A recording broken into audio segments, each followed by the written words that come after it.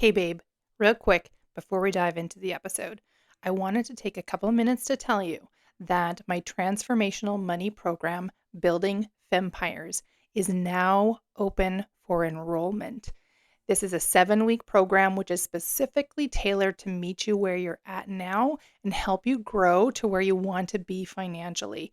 I'll teach you foundational principles about money. I share secrets about why women in particular are kept in the dark about money and thus why we're kept away from embodying our true power. I show you how your mind works and how you can finally and completely shift your belief set so that you can stop fighting that old programming and instead build the amazingly abundant life that you've desired for so long.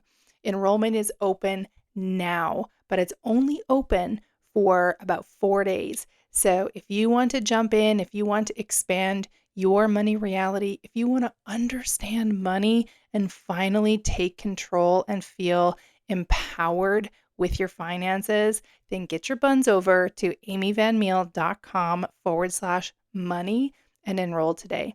I'll pop the link in the show note for you, babe. Can't wait to see you inside.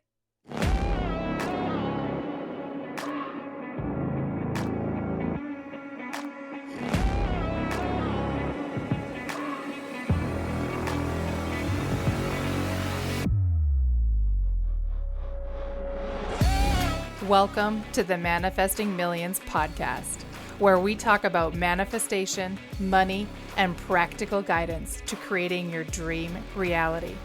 My name is Amy Van Meel, and I am an experienced coach and transformation guide, obsessed with helping you get out of your own way and create a life that blows your mind each day you wake up. My goal in this podcast is to share practical manifestation, self-awareness, and growth techniques in real talk conversations. So if you're ready to massively transform your reality, your finances, your relationships, and your overall enjoyment of life, you are in the right place. I am absolutely delighted that you're here with me today, babe. Let's get into it. Hello and good morning. It is morning time here as I sit down to record this podcast episode. I am pretty fucking stoked for today's episode. We're going to go deep into some relationship dynamics, and I'm excited for the learning that's going to come out the other side. It is a cold, rainy, blustery day here in Calgary, and it's completely hitting the vibe that I'm feeling today. I got to sit out in the sunshine yesterday and it was amazing. And today it's like heavy gray skies. Everything's wet outside.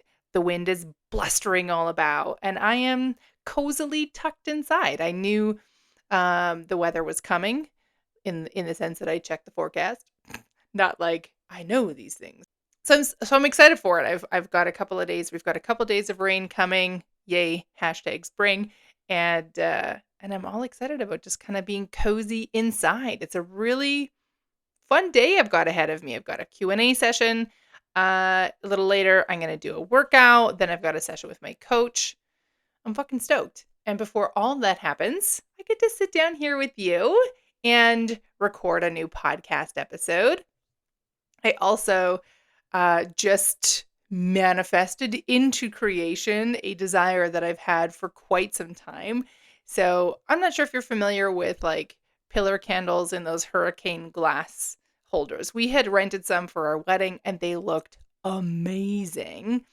And I've been keeping my eye out because I really would love some for our home. And today I walked into the office and it just struck me that like, that's what I really want on my desk. I often have a candle burning on my desk. I just kind of, to me, it feels cozy. It feels sort of like symbolic of my inner flame, but it also really like holds for me this powerful energy of connecting with you, whether it's through recording a podcast or writing Instagram content or all the way through writing the Building FEMPIRES program. I had a candle burning and I wanted to make sure that I was channeling through this sort of divine energy so that all of you coming into the program would have the best, most transformational experience that you possibly could have. So on that note, I walked into the office today and went, okay, I this is a desire that I want. This needs to come together now. Um, I do want to just kind of quickly clarify that that needs to come together, not from a place of force or frantic energy, but just this sense of it's now's the time. This is when it's happening. So I opened up my Google Chrome and went, okay, quick, Google search for a pillar candle holder with a hurricane glass. And the first thing I saw was a website of candles that I've ordered before. They're called, I don't know if it's called Yummy or Yumi, but it's YUMMI. Highly recommend the candles for my Canadian listeners. I believe they're actually made in Canada, but I think some are also made in the US if you're American based. But they're amazing candles. They're clean burning. They're delightful. We ordered $300 worth for our wedding. And I was like, I never in my life thought I'd order $300 of candles. Anyway, so they're amazing. And they also sell, of course, these hurricane glass holders. But I saw the image and immediately my brain twigged, I have that in the house. So I headed off to the kitchen and I'll share this in the stories. I'll try to remember to share this when this podcast goes out, because this podcast won't go out for another week or so, and I'm staring at my candle right now. But I will share a picture of. I just made it super fucking simple. It's literally a cylindrical flower vase that's clear glass, and I've taken a tea light candle holder and turned it upside down in the bottom so that the pillar candle sits up a little bit. And I'm delightfully having a candle in my brand new, glorious hurricane glass holder. It was a long story about a candle, but when those moments come together that you're just like, oh, that feels so fucking juicy. That's where I'm at right now. So my office has been slowly transforming. I did a massive shift a few months ago. I think I talked about it in the podcast and cleared out a bunch of stuff that I didn't really need anymore. I had this huge desk that I found was actually feeling more clunky than it was useful. I had shelving and a whole bunch of things that it was feeling too much for this new phase in my life. And in the years before, it was working great. And now it was time for something a little bit more streamlined. So I've been loving the new setup of my office. And I've been just tweaking small things of what feels good to have around me as I'm in this space of creation. Because I always want to do my very best that when I'm sitting down to create anything for you, anything that I'm sending out into the world in any shape or form, that I'm doing it from the highest and most juicy energy. So it's coming together beautifully. And I kind of love it. All right. Today's episode, I'm going to share a behind the scenes look into some of the dynamics of my relationship with my husband. And before I dive into what I've got for you today, I do want to front this by just saying I have an absolutely amazing husband. He is the kindest, most loving person I think I've ever met, but he's not perfect. And I am not perfect, as we all know. It's a very interesting space to be in this place of learning through life through the filter of having a romantic partner. So if you listen to last week's episode where I interviewed Roy Biancalana, we went deep into the 7 muscles, the 7 relationship muscles, and how to kind of start looking at those to strengthen them up so that you can be in a great shape for manifesting your dream relationship. Once you're in a relationship, don't get me wrong, my relationship with my husband is fucking beyond my wildest dreams. I often find myself just marveling at the life that I live today. It just blows my friggin' mind. There are moments in our relationship that I'm like, oh my God, this is really not going well. But there are so many more that I'm just like, how did I create this in my life? How is it possible for me to feel this happy and this loved and this connected with another human being? It's a really wonderful thing. But relationships are great learning grounds. I really do think, and I'm sure I've read a quote about it somewhere about something along the lines like, if you really want to get to know yourself, be in deep relationship with someone else, because that's where you will find all of your edges, your growing spaces showing up. Um, it's a cool thing. All right. So, with that, let's dive into today's episode and get right into the heart of the content. So, my husband has been feeling rather stressed lately. It is currently May, which means that for builders, and he works in the building industry, it's very, very, very busy right now, which is great. It's a great problem to have, but it's been causing him some stress. And a challenge for us in the past has been when he's overwhelmed with work, as he tends to move in what I call the overly masculine energy. And that, to me, that means that he focuses all his attention only on work to his detriment, and he forgets about everything else. So definitely check out the episode with Roy Biancalana. We talk about masculine and feminine energy. And what those look like. And masculine energy is really about like production and doing and focusing on this mission.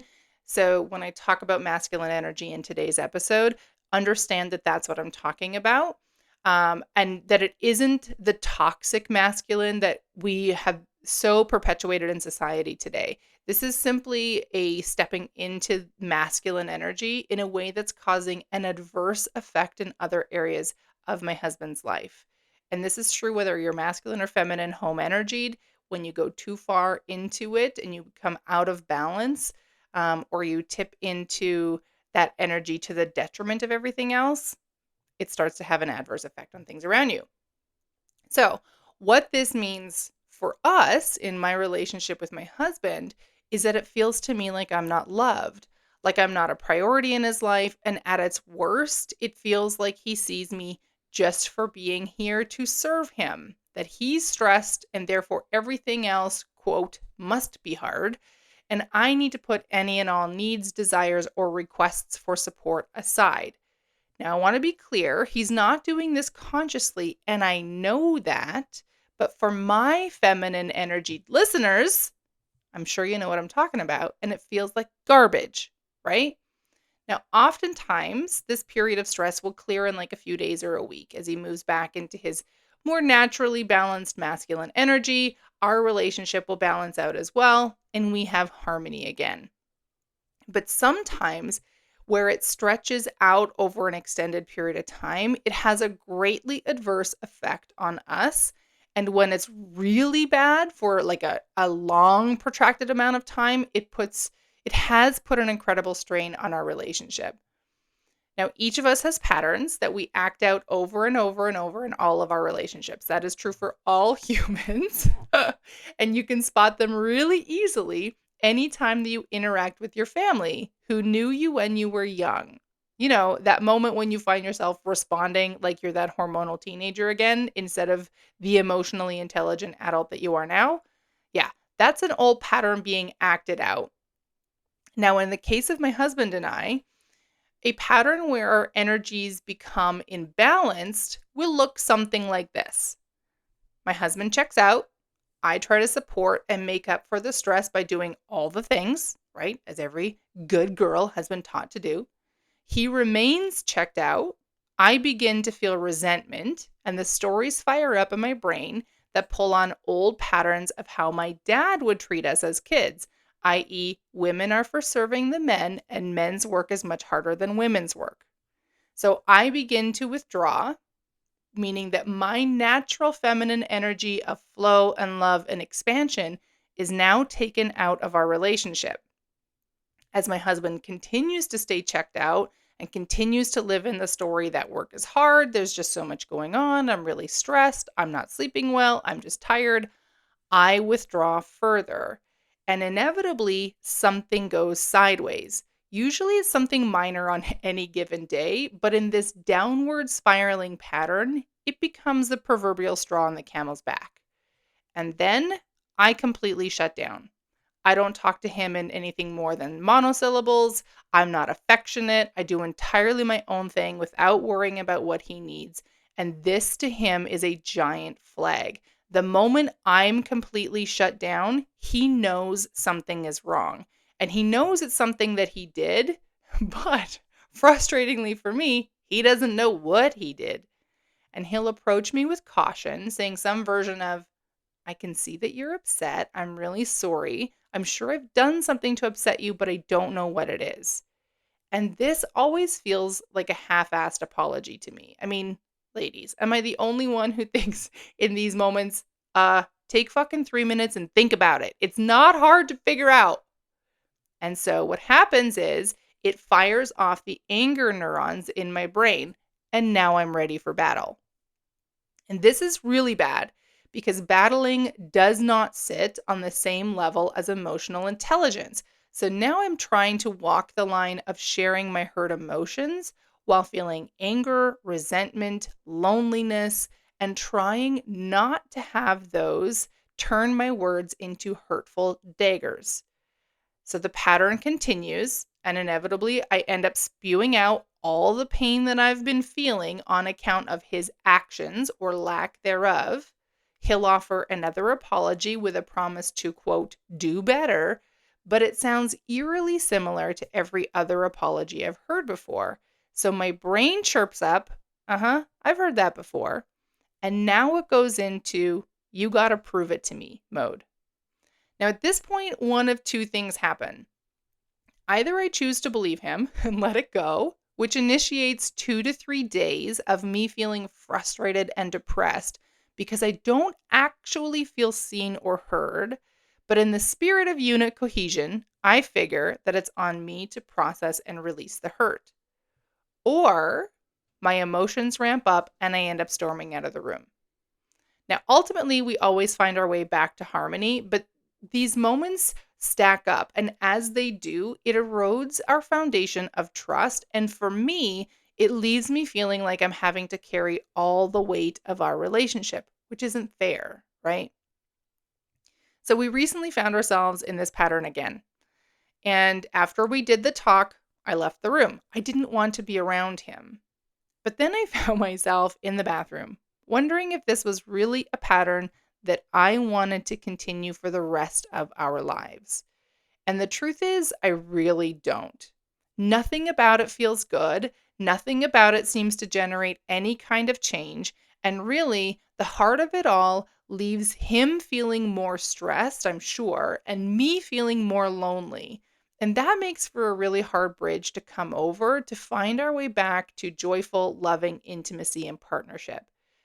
But even though everything in me wanted to just hole up with a book and nurse my woes, I decided it was time to change the pattern.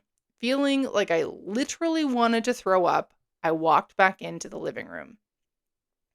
This isn't going to be eloquent, and I'm sure it's going to sound angry, I said. But here's the pattern I see, and after 11 years, I'm done hoping this would change. So I'd like to talk this through further.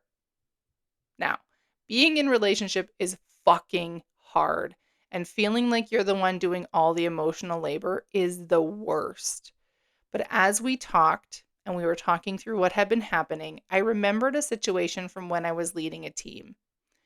So at this time, it's about a couple years ago now, I was leading a team that spanned coast to coast of Canada and Ireland with 5 to 6 direct reports and an overall team of about 40 people that I was responsible for, which means that I was leading leaders. So I had recently hired a new lead. He was incredibly smart, kind, a powerful high achiever who was struggling really hard in his new role. Like many of us high achieving types, he felt he was failing on every level. And his solution, which is such a masculine energied solution, was to simply work harder. He was clocking in more hours a week than he was supposed to, and he was drowning in stress and overwhelm. Now, we had great coaching staff available to us at this job, so I firmly encouraged him to book a session pronto.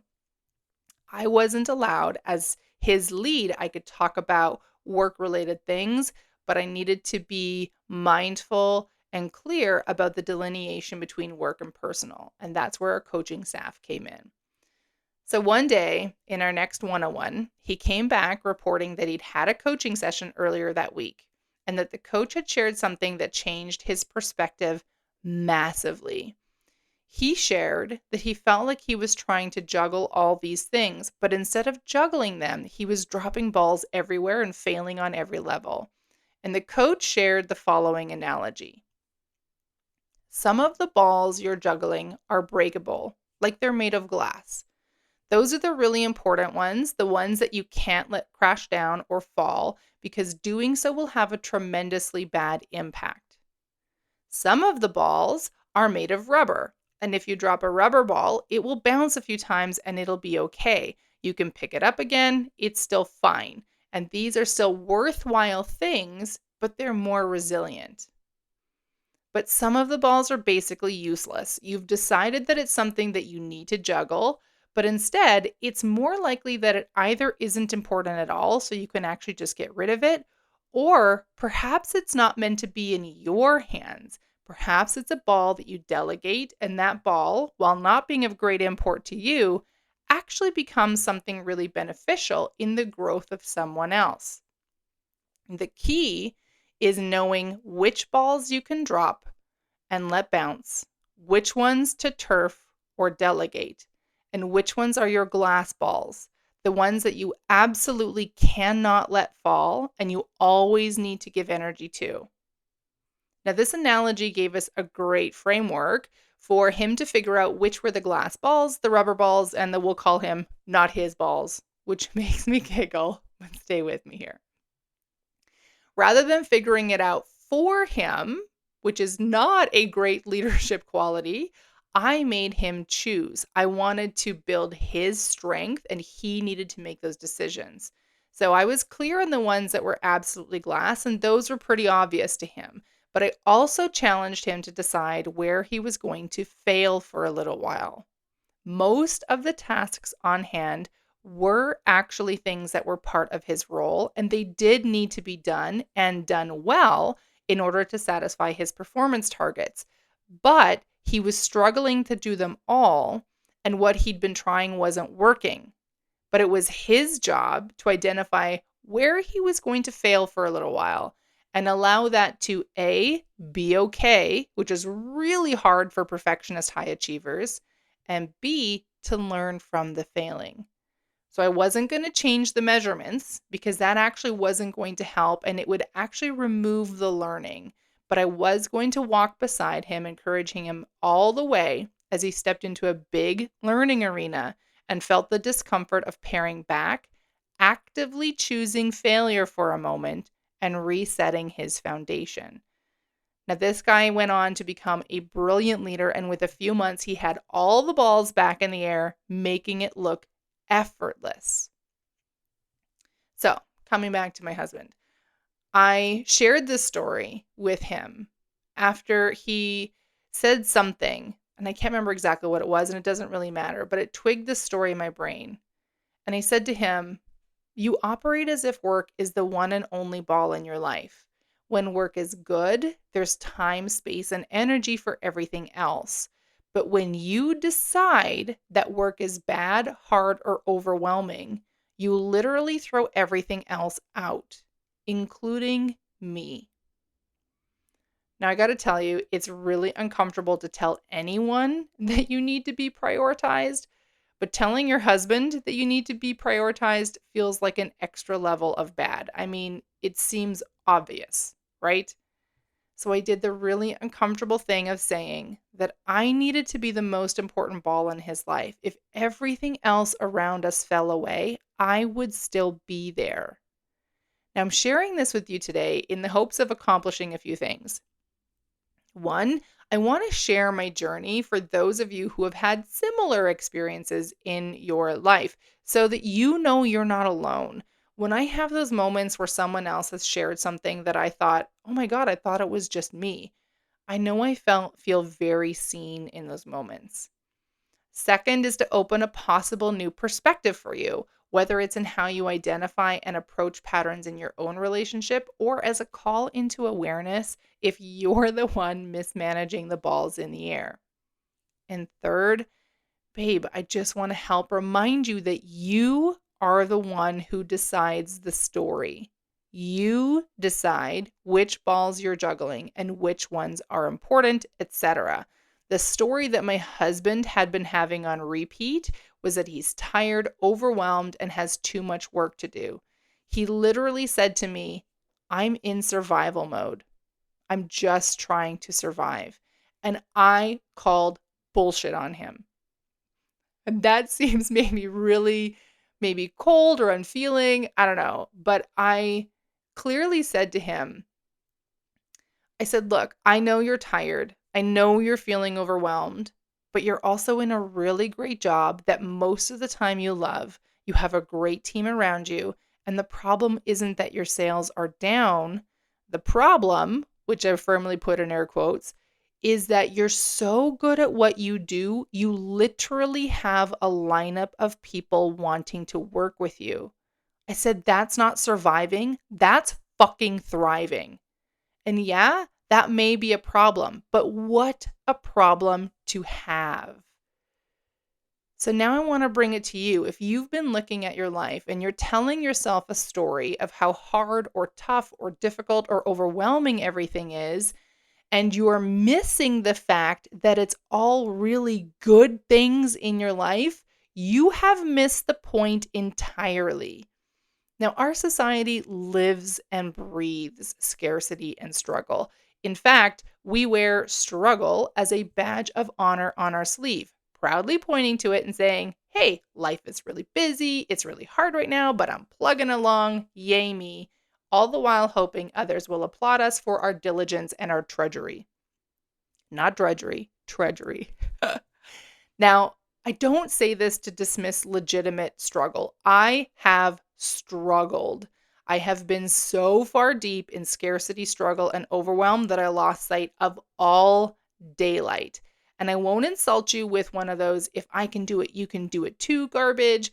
I also won't give you the just as shitty, be grateful for what's good in your life and just focus on what's good, because neither of those feel very good or are very empowering.